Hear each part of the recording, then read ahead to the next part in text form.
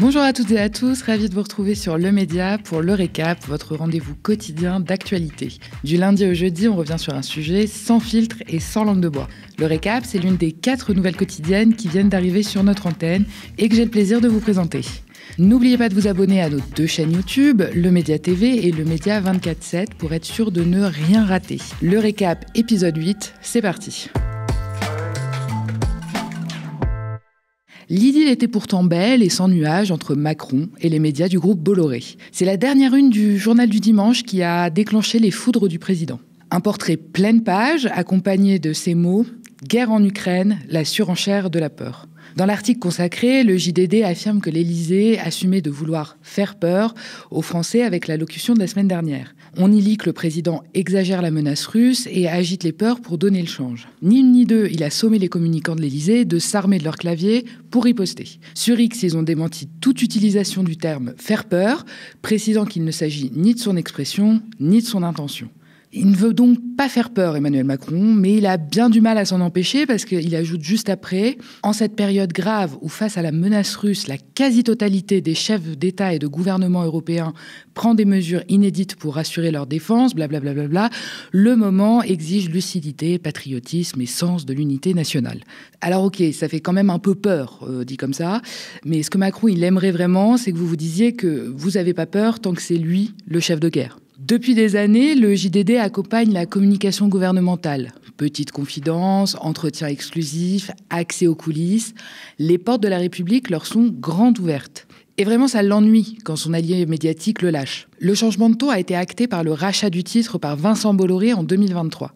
Avec son arrivée, c'est un changement de ligne éditoriale complet qui s'opère avec un virage net vers l'extrême droite. Il a été acté par la nomination notamment de Geoffroy Lejeune à la tête de la rédaction. Une bonne partie de la rédac quitte le navire après une très grosse grève, mais force est de constater que ça n'a pas trop impacté le plan de Bolloré pour le JDD, puisque la diffusion est repartie à la hausse. Cette dernière une du JDD, en date du 9 mars, n'est pas le seul truc qu'a mis en rogne Emmanuel Macron. Au cas où vous ne le saviez pas, Pascal Praud, l'éditorialiste phare de CNews, autre propriété médiatique de Bolloré, est régulièrement recyclé comme éditorialiste écrit dans les colonnes du JDD. Après tout, c'est la même grande famille réactionnaire, tout ça, donc on peut se prêter les plumes. Toujours est-il que Macron n'a pas du tout apprécié qu'il l'accuse de précipiter la France dans une guerre, comme ce pilote allemand fonça en 2015 avec son avion dans une montagne des Alpes et tua 149 passagers. Encore une immense trahison pour Emmanuel Macron qui entretient avec Pascal Praud une relation de proximité depuis plusieurs années. Dès que l'ancien journaliste sportif est devenu la vedette de CNews, le président l'a voulu près de lui. Petit échange de SMS, petit dîner à l'Élysée, en catimini, une vraie bromance. On l'a même déjà vu fanfaronner en direct en lisant à ses chroniqueurs les textos que lui envoyait son Manu, trop fier de voir que son émission fasse réagir au plus haut sommet de l'État. Autre invité des petits dîners discrets à l'Élysée, Geoffroy Lejeune, dont on a parlé juste un peu plus tôt, c'est à l'époque encore le directeur de rédaction de Valeurs Actuelles. En 2019, Emmanuel Macron fait le choix d'accorder un entretien exclusif à cette feuille de chou ouvertement raciste. Pour vous donner une idée, à l'époque, le reportage, c'était déjà d'embarquer Nadine Morano dans son quartier d'enfance à Nancy, un quartier dont elle avait dénoncé la soi-disant islamisation pour trouver du jambon. Aucun président n'avait jamais donné l'heure à ce canard, déjà condamné pour incitation à la haine. Jusqu'à Macron. À l'époque, il déclare « Valeurs Actuelles, c'est un très bon journal et il faut le lire pour comprendre ce que pense la droite ». Estimant que Marine Le Pen est sa seule adversaire politique, il a commencé très tôt à vouloir chasser sur ses terres. Il a repris ses thématiques, ses médias et même régulièrement ses idées. À cette époque, Valeurs Actuelles est en pleine déroute avec une baisse des ventes de 11,5% sur un an entre 2018 et 2019. L'interview de Macron fait l'effet d'un véritable coup de boost en remettant le titre sur le devant de la scène et en doublant le nombre de ventes. Sur un terrain de foot, on appelle ça une passe décisive. Faut le comprendre, le président, avec des relations aussi privilégiées avec l'Empire Bolloré, c'est difficile de supporter d'être désavoué. C'est vrai que les médias du groupe Bolloré sont de telles officines de communication politique qu'on s'habitue vite à un traitement privilégié. Sauf qu'ils ne roulent pas complètement pour Emmanuel Macron. Leur objectif a toujours été d'imposer les idées de l'extrême droite dans le débat public. Geoffroy Lejeune, toujours lui, ne s'en cache pas. Lors d'une intervention dans l'école de Marion Maréchal, il était très explicite sur la stratégie. Je le cite. Nous avons une vraie volonté de conquête. Nous essayons de progresser nos idées dans le débat public, de convaincre des gens, de défendre nos positions, y compris dans les autres médias traditionnels. Depuis l'allocution de Macron, les médias Bolloré ont tous tiré dans le même sens. Ils ont collectivement désavoué la stratégie va-t-en-guerre du président. Sur CNews, 2 jours après la grande allocution, Laurence Ferrari a accusé la France de vouloir partir en guerre contre la Russie. Elle recevait alors le Premier ministre, François Bayrou, qui s'en est évidemment défendu fermement, renforcé un peu après par d'autres membres du gouvernement, qui eux aussi défilent sans cesse à Bolloré-Land. Mais la petite musique commence à être un peu trop assourdissante pour Macron. La une du JDD du dimanche suivant a fait déborder le vase. Le président a décidé de faire les gros yeux à ses amis de toujours. Le directeur de publication du JDD, Geoffroy Lejeune, a contre-attaqué, ça ne s'invente pas, sur le plateau de Pascal Praud, en défendant sa une. C'est quand même chouette, ces petits arrangements entre copains du même groupe.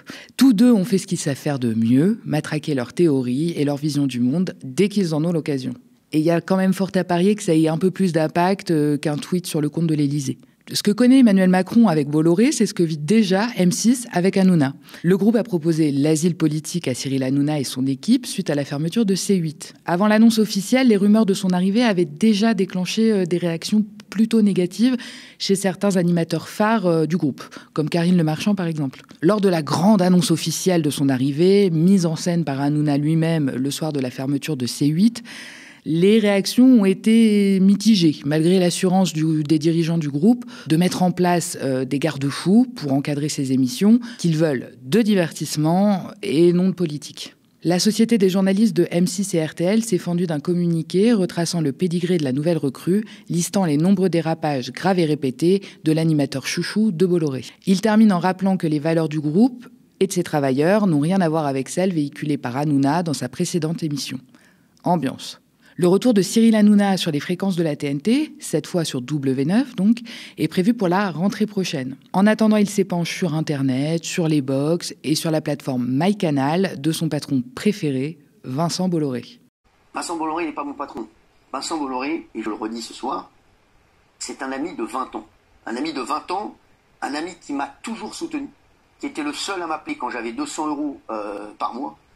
Et par semaine parfois, ou par semaine ou par mois, ça dépendait des mois, grâce à ma mère. Et c'était le seul qui prenait de mes nouvelles, le seul qui était toujours là pour moi, et qui me disait comment ça va, qu'est-ce qui se passe, comment tu vas, et confiance en toi, ça va marcher, etc. Et un ami de 20 ans, je le défendrai toujours, sachez-le. Et comme à son habitude, il ne peut pas vraiment s'empêcher de verser dans l'outrance. Sa nouvelle victime, Bruno Guillon, l'animateur vedette de Fun Radio, propriété du groupe M6. Il avait déclaré qu'il refuserait la photo de famille avec Cyril Hanouna, et un tel affront, ça passe vraiment pas. Hanouna applique sa recette habituelle et s'acharne sur son futur collègue en moquant notamment sa notoriété et ses audiences. Il l'a même menacé en rappelant qu'il est l'actionnaire de la boîte qui produit son jeu sur France 2. Juste, alors, j'ai vu qu'il y avait des animateurs qui ne voulaient pas faire de photos avec moi. Sachez que je déteste les photos et que j'ai aucune envie de faire des photos avec eux. Me retrouver avec Bruno Guillon sur une photo, c'est bon, je vais faire une photo avec mon charcutier traiteur, que j'aime beaucoup, voilà, qui est très sympa, ça sera beaucoup mieux. Non, parce qu'il paraît que Bruno Guillon ne veut pas faire de photos avec moi sur Fun Radio. Déjà qu'ils m'ont appelé, ils m'ont supplié que j'aille sur Fun Radio, parce que j'ai très envie d'y aller, en plus, voilà, et ça va être génial. Mais voilà, pour avoir quelqu'un qui porte un peu la station, il paraît que Bruno Guillon ne veut pas faire de photos avec moi. Voilà, j'ai pas. Moi, déjà, je fais pas de photos, je fais jamais de photos avec personne. Voilà, donc les animateurs qui veulent pas faire de photos avec moi, sachez-le, je déteste les photos déjà. Et faire des photos avec des mecs que je ne connais pas, voilà, et quand on va dire qui est le mec à côté d'Hanouna, j'ai pas envie de ça. Ça va vraiment être sympa la rentrée chez M6. Bon, finalement, la maîtresse a fini par intervenir pour séparer la bagarre. Le groupe a été contraint de s'exprimer publiquement après ce lynchage. Sans mentionner nommément Hanouna, un communiqué assure son soutien à Bruno Guillon et met en avant ses bonnes audiences. Il y a une règle à jamais oublier.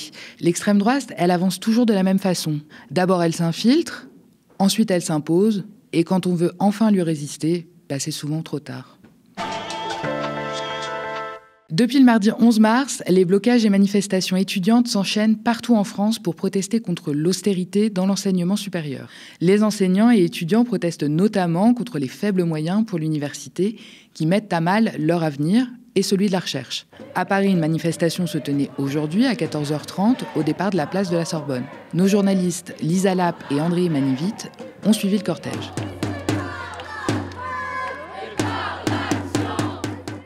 Une mobilisation qui va se poursuivre. On vous invite à suivre tout ça dans notre nouvelle émission, Le Journal des luttes. Retrouvez celui d'aujourd'hui à ce sujet sur notre chaîne YouTube. Il faut voir qu'il y a deux mouvements en parallèle. Il y a à la fois un sous-investissement chronique des universités maintenant depuis plusieurs années et aussi une politique de sélection et de précarisation des universités là, qui est menée directement par Emmanuel Macron depuis 2017.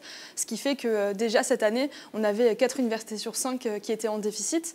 Et donc les conséquences, c'est qu'à la rentrée prochaine, il y a des dizaines de milliers de places en moins qui existeront à l'université.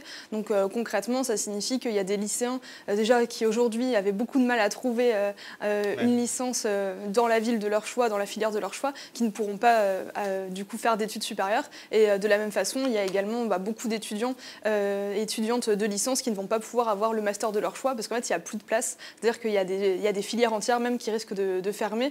Et donc ça, c'est que les conséquences du budget du coup précédent et des politiques de ces dernières années. Donc là, il faut imaginer avec 1 milliard en moins, c'est une vraie hécatombe qui va avoir lieu à la rentrée 2026. L'actualité en France et à l'international maintenant, préparée par Baptiste Lépiné. Cette nuit, les députés ont voté à la majorité une proposition de résolution de soutien à l'Ukraine. On regarde. Un vote symbolique pour l'Ukraine. Les députés ont adopté hier soir une résolution de soutien à Kiev. L'un des points clés de ce texte, il exhorte les pays membres de l'UE à saisir les avoirs russes de plusieurs centaines de milliards d'euros pour financer le soutien militaire. Mais LFI, le RN et le gouvernement s'opposent à cette idée. La saisie totale du principal de ces avoirs pose des questions juridiques, le rapporteur l'a dit, pose aussi la question du précédent économique que ça pourrait représenter pour les investisseurs étrangers. Mais les appels à saisir les avoirs russes se multiplient en Europe et sont partagés par le reste de l'hémicycle et même certains macronistes, comme le résumait Gabriel Attal. La menace a franchi un nouveau palier. Avant d'envisager de faire payer les Français et les Européens, utilisons ces près de 300 milliards d'euros d'avoirs russes pour aider l'Ukraine.